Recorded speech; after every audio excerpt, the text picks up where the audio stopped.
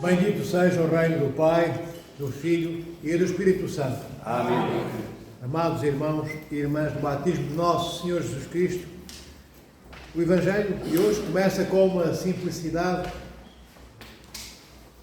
que quase causa ou pode causar perplexidade, dizendo que a candeia do corpo é o olho, e se os olhos forem bons, todo o corpo é iluminado, e a alma, se os olhos forem maus, os nossos olhos, tudo será escuridão na nossa alma e no nosso corpo. Algo simples, tão simples, que às vezes nem damos grande relevância e grande importância a esta tipologia de perícopes, de partes, de trechos do Evangelho, quando elas nos aparecem com esta singeleza. Mas esta singeleza é teologia profunda, é o Deus triúnico imerso, mergulhado na sua preocupação amorosa para com os seus filhos e filhas, que somos todos nós. O que o Senhor nos quer dizer é que a nossa salvação depende de nós nos deixarmos tornar espelhos para refletirmos a sua luz. E na sua luz, na luz de Deus, está tudo o que Ele é. Está o seu amor, está a sua bondade, está a iluminação que o Senhor partilha connosco, está a deificação, está a santidade, como vos disse. O que o Senhor quer é que nós possamos fazer parte do reino dos céus para partilharmos na plenitude do que podemos receber toda a herança que o Senhor tem para nós, que é própria dos filhos e é próprio do Pai, Criador, dar àqueles que tomou como filhos e filhas que somos nós. Mas para isso nós temos que transportar em nós a semelhança daquele que é o nosso Pai. Não podemos ser filhos do Pai, que é nosso Criador, Deus Pai, e termos semelhanças com Lúcifer. Como é que é possível eu ser filho de Deus se não me assemelho em nada àquilo que Deus, meu Pai, é? E tudo aquilo que em mim existe, olhado por mim ou pelos outros que me contemplam nesta vida e nesta terra, em tudo é semelhante ao Senhor das Trevas, que é o próprio demónio. Algo não está bem, algo vai mal na nossa vida quando isso acontece. Isso acontece muitas e muitas vezes devido, amados irmãos e irmãs, ao nosso ego, ao nosso eu, à importância que eu próprio criei para mim mesmo, que vendo aos outros como uma garantia de certeza apolítica para que todos entendam que eu sou de facto relevante, eu sou importante, que eu importo. Mas o erro está em que nós não temos relevância nenhuma, nem importamos coisa alguma se formos nós o objeto dessa relevância e dessa importância. Nós só importamos de facto, queridos irmãos e irmãs, quando o outro, que está para além de mim próprio, é protagonista. Quando ele se torna visível e eu me apago. Quando eu me esvazio como aquele Cristo, nosso Senhor, o Verbo de Deus encarnado, na sua kenosis divina, se esvazia de toda a sua majestade, de toda a sua glória, e o Senhor abdica de tudo o que Ele tem desde antes da fundação do mundo, eternamente, junto do Pai e do Espírito Santo, e não se sente minguado, isto é, não se sente diminuído no que Ele é, que Ele continua a ser Deus na sua plenitude, junto do Pai, ficando para sempre. No momento em que o Verbo está junto de nós, em Cristo, nosso Senhor, Ele continua junto do Pai. Não ficaram duas pessoas na Santíssima Trindade, não temos uma bidade em vez de uma trindade, temos a Trindade. Mas não é disso que eu quero falar-vos deste esvaziamento do Senhor, deste despojar-se, quer dizer, esvaziar-nos de todas as coisas como Cristo e a imagem de Cristo, é despojar-nos das nossas posses, daquilo que nós queremos tanto na nossa vida, que dificilmente disso abdicamos. E no mundo nós não abdicamos, como nos é dito no Evangelho, não abdicamos, não pomos de parte, não deixamos de lado facilmente as coisas que são importantes, segundo os nossos cálculos, segundo as nossas determinações, que são para nós importantes neste mundo, e normalmente são poder e riqueza. O poder reveste-se de todas as formas e mais algumas. Poder financeiro, poder de estar em cima de um palco e ser aplaudido, poder de estar nas redes sociais e ter 500 milhões de seguidores. Todas essas coisas tristonhas, efetivamente entranhadas na mais miserável condição humana, são os pontos de interesse que nós temos. Estes poucos que eu citei fazem parte de milhões de outros. Bem, e este ego, como eu disse inicialmente, que é a afirmação, o que é o ego? É a afirmação daquilo que eu sou, se possível, em detrimento de todos os outros, aniquilando a visibilidade de todos, para que eu seja exaltado e me torne visível, não porque fiz alguma coisa importante na vida, mas porque todos os outros estão deitados no chão, sou o único que estou de pé, é fácil ver-me, mesmo que eu seja um verme, mas sou o único que estou de pé. E esse ego, amados irmãos e irmãs, esta afirmação do nosso eu e da importância daquilo que eu acho que eu sou, passa pelo desejo de desejarmos, de querermos tantas, muitas e todas as coisas, se possível, que o mundo tem, do ponto de vista material. Mas depois também o desejo gera outra coisa terrível em nós, que é o medo. Medo de quê? Medo de podermos, por um lado, não ter acesso ao que desejamos. Por outro lado, temos medo, e este pior ainda que o primeiro, de ter tido acesso a tantas coisas que o meu desejo ansiava, e pelas quais ansiava, agora vem o medo de perder as coisas materiais. As coisas que são riqueza, que são finança, que são poder político, que são protagonismo pessoal, enfim, para não enumerar muitos outros. Temos medo de perdermos aquilo que alcançamos. Mas alcançamos e esquecemos que aquilo que alcançamos está na medida exata da transitoriedade deste mundo. Tudo que nós conseguimos neste mundo, por maior que seja, mais belo, mais rico, mais poderoso em si mesmo aquilo que nós consigamos, ou que nos confira poder a nós, normalmente confere. Tudo isso são coisas transitórias, são coisas que começam e acabam. Não há nenhum túmulo, nenhuma campa que tenha a bondade, amados irmãos e irmãs, de aceitar que ponhamos lá dentro mais uma vivenda de campo, uma vivenda da praia, mais 3 carros e mais não sei quantos dinheiros na conta, e mais a minha vaidade, e mais o meu orgulho, e mais tudo aquilo que eu sou e não deveria de ser e que me afasta de Deus. Não há no cemitério lugar para protagonismos pessoais. O protagonismo no cemitério é igual para todos, amados irmãos e irmãs. E digo isto porque nós esquecemos. Nós pensamos que conseguimos chegar, quando saímos da porta da igreja, até nossas casas. Quem disse que chegaremos todos hoje às nossas casas? Quem disse que eu vou chegar ao mosteiro hoje vivo? Quem disse isso? Está escrito em que lado? Qual é a certeza e a garantia que algum de vós ou eu próprio pode dar? Eu chego vivo ao mosteiro hoje. Ou algum de nós, às suas casas. Uma paragem cardíaca. E ficamos com a cabeça, sentados à mesa, dentro do prato, metido o nariz dentro do puré de batata, que não conseguimos terminar.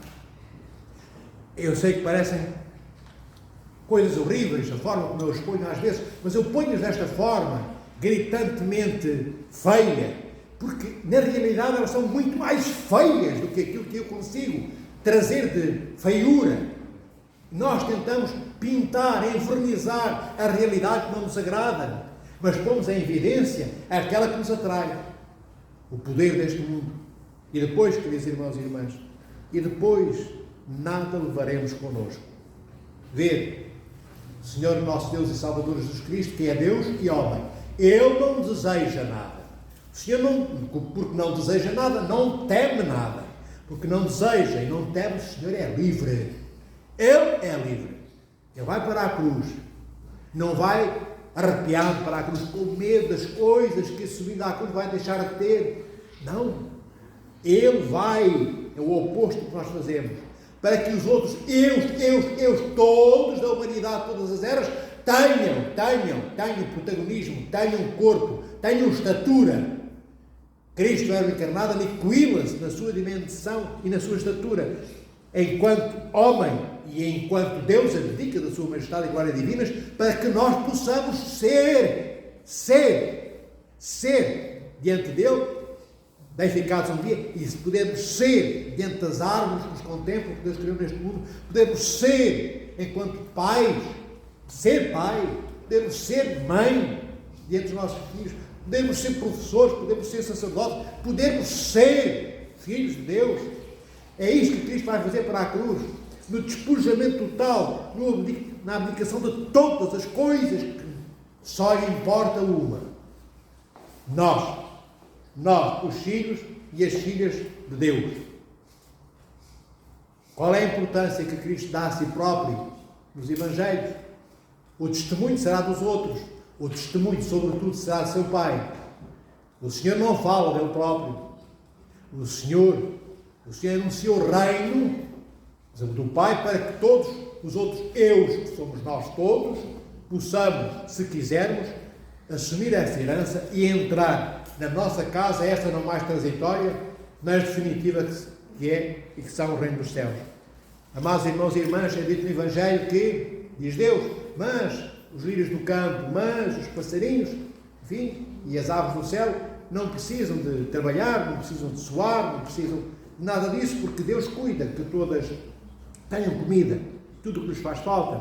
Bem que os lírios do campo são de uma beleza tamanha que nem as melhores vestes do mundo podem igualar-se-lhes. E o que é que Deus quer dizer com isto? Que vem um anjo. Nós devemos atentar, prestarmos atenção. Atentar significa estarmos atentos. Porque ouvimos estas coisas há quantas décadas, os que entre nós têm 60, 80 anos, ou 70 ou 50, não ouvimos este Evangelho. Qual a importância que demos alguma vez?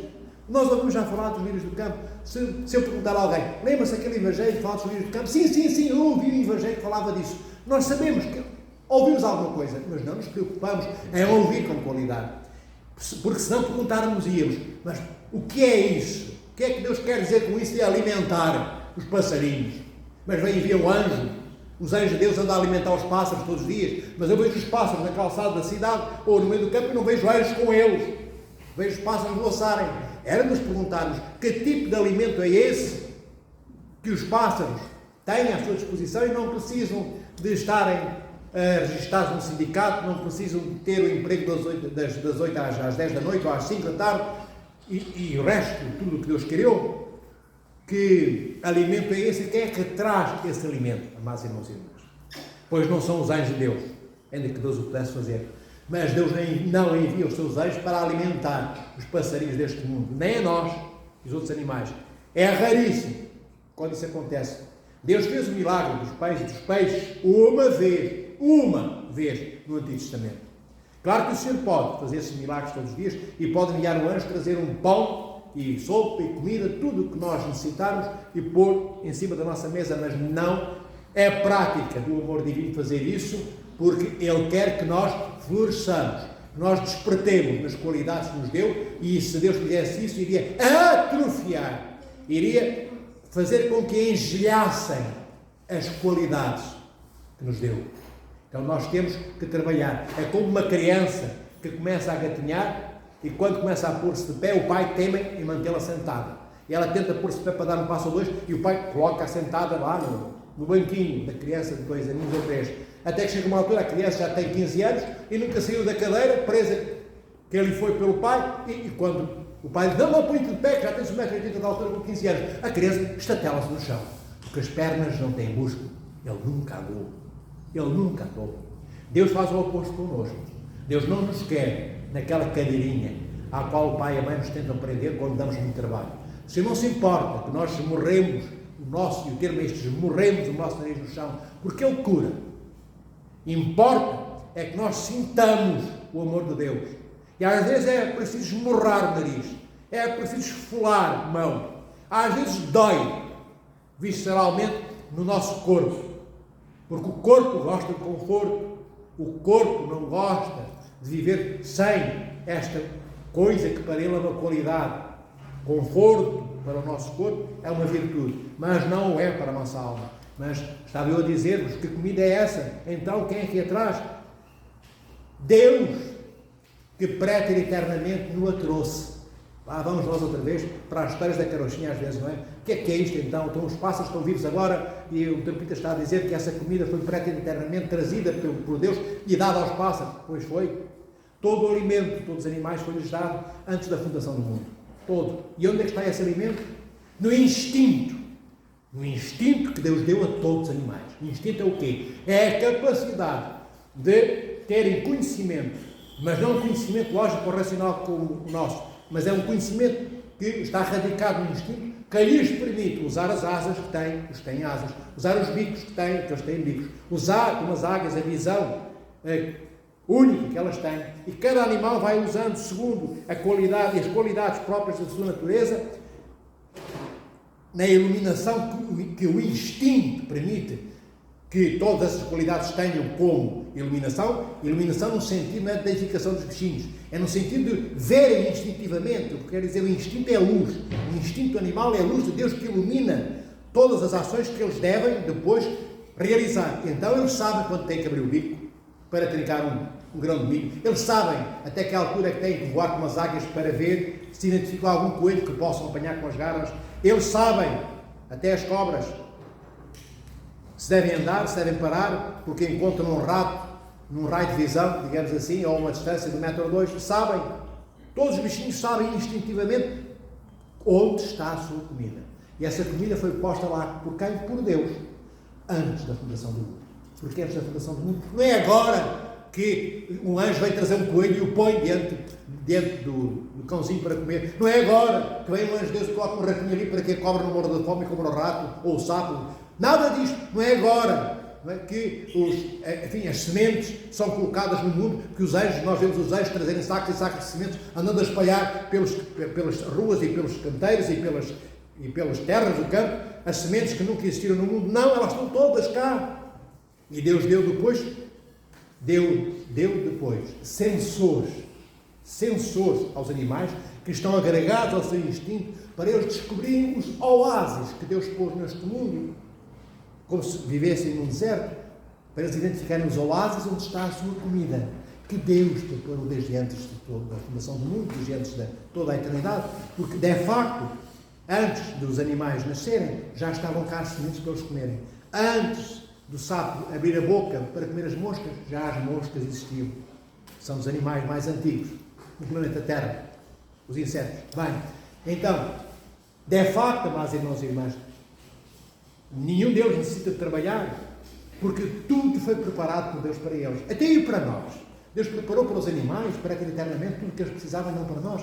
Preparou sim, só que nós vamos para outros oásis. Onde? Para terras onde não há oásis. Nós inventamos horizontes que não existem. Nós desejamos coisas que não fomos criados para desejar. Nós almejamos ter quando fomos criados para ser. Queremos coisas pesadas, coisas com contornos físicos que ao fim de uns anos estão cheias de ferrugem. Quando nós fomos criados para sermos não só iluminados por Deus, mas para sermos refletores dessa mesma luz para os outros. Luz que não fica em nós, que toca em nós e parte para iluminar o meu irmão. E queremos, amados irmãos e irmãs, viver escondidos atrás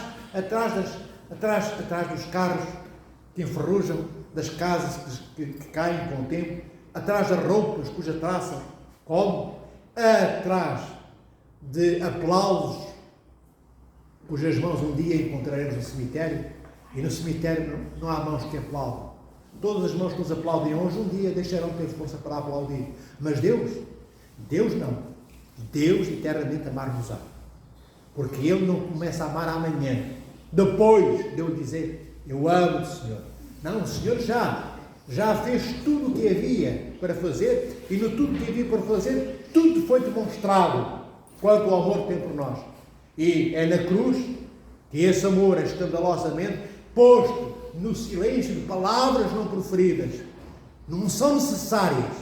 Basta vermos o Cristo escorrendo no sangue que toca a terra em cada gota que se perde e é consumida pelo chão, ver o amor que Ele tem por nós. Amados irmãos e irmãs, é aí que está o amor do nosso Senhor Jesus Cristo. Isto é tão repetitivo que às vezes parece que nem é importante, mas certamente que é importante. E a repetição é só porque nós não cuidamos de ouvir à primeira com a qualidade que deveríamos de ouvir. E depois, amados irmãos e irmãs, também o nosso alimento nos foi dado. Vede, não só o alimento para o nosso estômago físico, porque aos animais Deus deu instinto. A nós deu 3 coisas com 3 Is, os chamamos 3 Is. Deu instinto, deu intuição, que é coisa que o animal não tem, e deu inteligência, que os animais também não têm. Eles só se cumprem segundo a sua natureza. Eles sabem como agir, não um saber racional, é um saber mecânico, que decorre da mecânica do seu próprio instinto, da sua natureza. Mas Deus deu-nos a nós instinto, como os animais também temos instinto, intuição e inteligência. E da mesma vez, se os animais só com o instinto conseguem não passar fome nesta vida, como é que nós, depois, com mais qualidades, a intuição e a inteligência, para não falar de tantas outras, mais do que os animais têm, conseguimos dizer que não temos comida. Conseguimos dizer que precisamos das coisas deste mundo. Conseguimos negar a Deus e negar a existência dos nossos irmãos por avidez, com medo que, partilhando o que eu consegui na vida, me falte, esquecendo que a qualquer momento já não serei mais, já não estarei mais vivo, nem serei mais coisa nenhuma. Isto é de facto. Eu digo-vos isto que eu passo, talvez mais do que vós, uma parte da minha vida passeando pelos cemitérios, fazendo enterros, até que um dia aconteça o meu também, mas certamente que eu já estive presente em mais enterros do que todos vós. Não digo isto por vaidade nenhuma, é da natureza de ser sacerdote. E há padres e bispos, como o Sr. Teodoro, que ainda esteve muito mais vezes no cemitério e fez muito mais enterros celebrados do que eu. Então isso é uma realidade para nós que começou a ser natural. Cemitério é uma coisa normal, cova cada vez mais natural na nossa vida, mas para o mundo de hoje isso não é normal. Aliás, fugimos do cemitério, mesmo quando vamos enterrar os nossos entes queridos. Mesmo quando ainda vamos ao cemitério, é para falar de todas as coisas, menos fazendo silêncio, ou menos durante aquela meia hora que estamos no cemitério, para pedirmos perdão a Deus por não termos amado aquele que partiu, que era o nosso ente querido, ou amigo, ou até desconhecido. Conversamos, ainda agora, há pouco tempo, não faz muito tempo, no cemitério, todas as pessoas a falarem de tudo e mais alguma coisa, do mercado, como é bom, coitadinho, está, agora é que ele está bem, está no reino dos céus, isto é uma desgraça, a vida aqui embaixo, sabes lá tu, como é que é a minha vida. E depois já estão a falar do jogo, de casino a seguir, e depois da seleção nacional, 3 minutos depois, 2 minutos depois, isto chama-se ausência de total amor. Esse réu de lesa amor perante nós mesmos, quer dizer, mas não é só perante Deus, é perante nós próprios.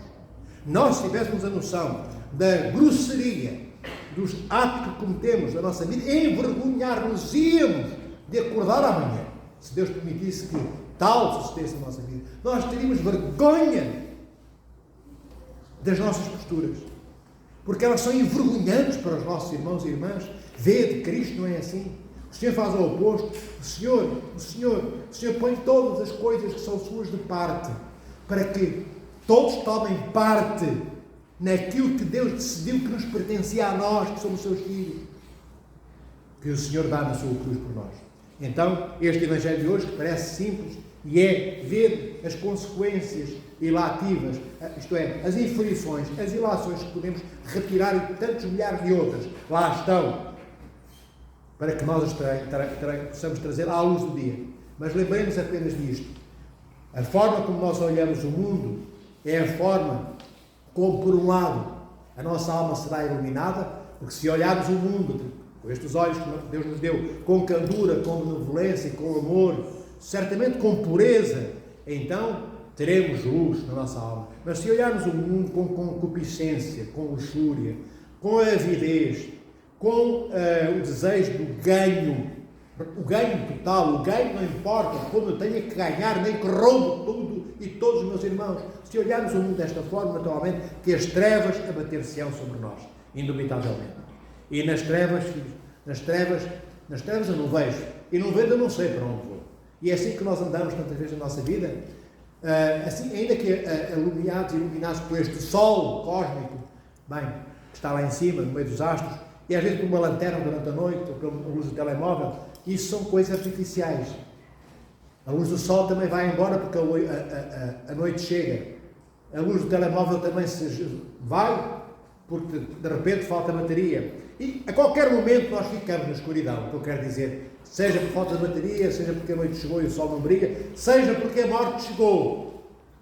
E Deus não é o farol de amor na minha vida, e eu então só terei escuridão por toda a eternidade. Lembremos que estas coisas que nós queremos, e aqui termino, filhos e filhas, são transitórias. São transitórias.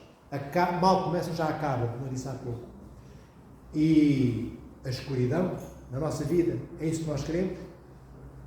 Que ela comece e acabe, ou que ela seja eterna? Será que nós seremos tão distraídos e tão pouco inteligentes, isto é no sentido de fazermos nenhum apelo à inteligência e à intuição que Deus nos dá, de irmos ao ponto de preferirmos na eternidade vivermos na escuridão, enjeitando a luminosidade e a luz do amor de Deus nas nossas vidas? Será que vamos preferir sermos eternos no transitório, no que acaba, no que tem fim? Só que tudo o que tem fim, amados irmãos e irmãs, é só para que nós possamos coabitar com a finitude de todas as coisas, mas nós não teremos fim. Nos infernos, nós seremos eternos, diante da eterna finitude de todas as coisas que nunca alcançam o seu próprio fim. Porque nós não seremos atomizados, não seremos pulverizados. Depois do julgamento final, aqueles que forem condenados aos infernos, amados irmãos e irmãs dentre nós, não é porque Deus nos retire o ser e passemos do ser ao não ser, à inexistência. Nós não deixamos de existir, mas na escuridão. Nós existiremos na escuridão eterna. Nunca morreremos nos infernos, como hoje temos a imagem, eu morro, vou para o cemitério. Pronto. Isto do inferno, como no reino dos céus também não acontece, depois da ressurreição final, não há mais morte. Ou estamos vivos com Deus, no reino dos céus, ou estaremos vivos nos infernos eternamente. Só que nos infernos, usufruindo do tormento, que não é a ausência de Deus, é o contrário. Nós somos atormentados no inferno pela presença de Deus que não conseguiremos suportar, porque enchemos os alforjes da nossa alma, cheios das coisas que reivindicamos para nós neste mundo, roubando a todos aqueles que Deus amava, que eram os nossos irmãos e irmãs. E então no reino dos céus, no reino dos infernos, isto acontecerá com aqueles que para lá foram.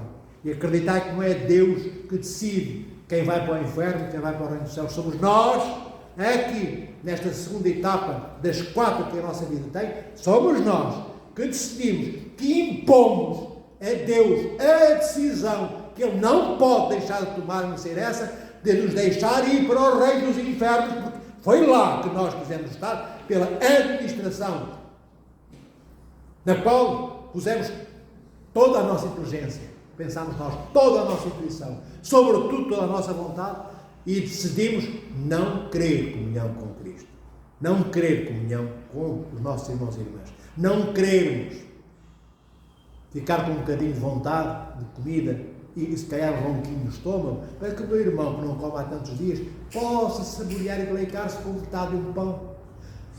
Se nem isto eu consigo fazer na minha vida, como é que eu estou a olhar para o mundo? Como é que eu estou a olhar para o mundo e no mundo para os meus irmãos? Como é que eu estou a usar os meus olhos? Será que os meus olhos serão a candeia da minha alma? São uma candeia apagada, amados irmãos e irmãs. E a candeia é para iluminar. Que o Senhor vos proteja, vos abençoe e guarde.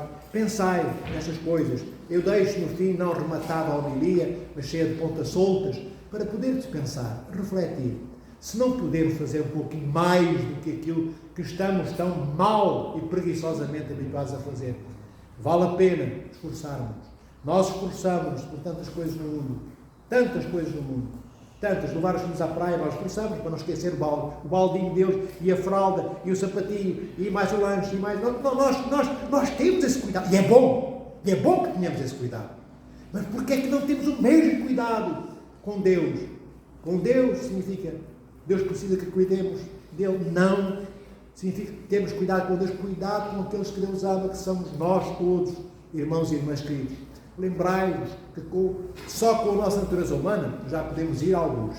Mas com a graça de Deus em nós, que é todo o seu poder, e a iluminação de todas as qualidades e dons e virtudes que nos deu, não há nada que nós não consigamos fazer.